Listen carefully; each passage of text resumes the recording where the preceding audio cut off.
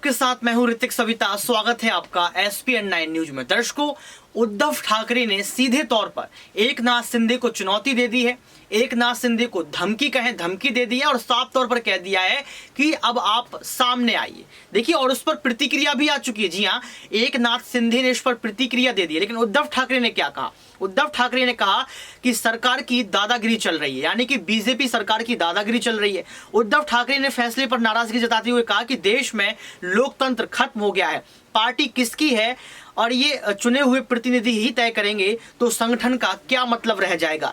चुनाव आयोग का फैसला लोकतंत्र के लिए घातक है, ये बड़ी बात कही थी। तो इसके बाद एकनाथ शिंदे ने कहीं ना कहीं इस पर टिप्पणी की है।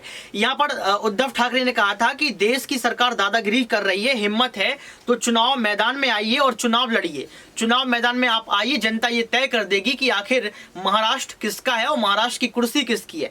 लेकिन यहां पर सिंधे ने, जी हां, सिंधे ने पलटवार किया है। सिंधे ने यहां पर कहा है कि उद्धव ठाकरे ने अपने गुट को कथित तौर पर चोर कहा है। इस पर महाराष्ट्र के मुख्यमंत्री एकनाथ शिंदे ने कहा कि 50 विधायक, 13 सांसद और सैकड़ों जनप्रतिनिधि और लाखों कार्यकर्ता चोर हैं। आप क्या हैं?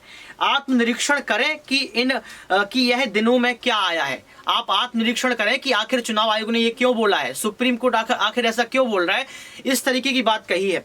आपने 2019 में बाबा साहेब ठाकरे की विचारधारा को बेच दिया था। एक बड़ा इल्जाम जो है एकनाथ शिंदे ने उद्धव ठाकरे पर लगाया। उन्होंने साफ तौर पर कह दिया है कि बाबा साहेब ठाकरे की विचारधारा बेचने का काम तो आपने किया है। इसके साथ शिंदे ने कहा कि उद्धव ठाकरे गुट ने 2019 में तीर कमान को गिरवी रख दिया था। हमने बाबा साहेब ठाकरे की विचारधारा और तीर कमान को भुनाया।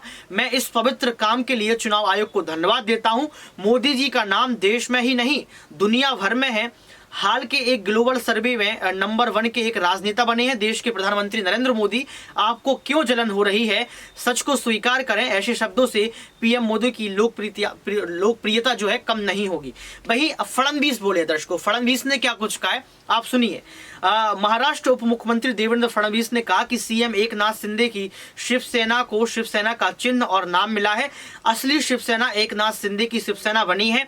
हम पहले दिन से आश्वस्त थे क्योंकि चुनाव आयोग के अलग अलग पार्टियों के बारे में इसके पहले कई सारे निर्णय देखे हैं, तो हम कहीं ना कहीं इस बात से बहुत सहमत हैं, बहुत ज़्यादा खुश नज़र आ रहे हैं। दर्शकों, आप समझ सकते हैं किस तरीके से यहाँ पर कहीं ना कहीं देवेंद्र फडणवीस ने एकनाथ शिंदे का साथ दिया।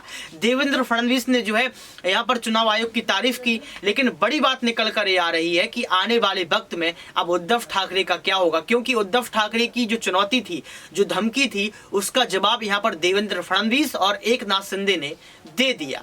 आज के लिए सिर्फ इतना ही। देखते रहिए SPN9 न्यूज।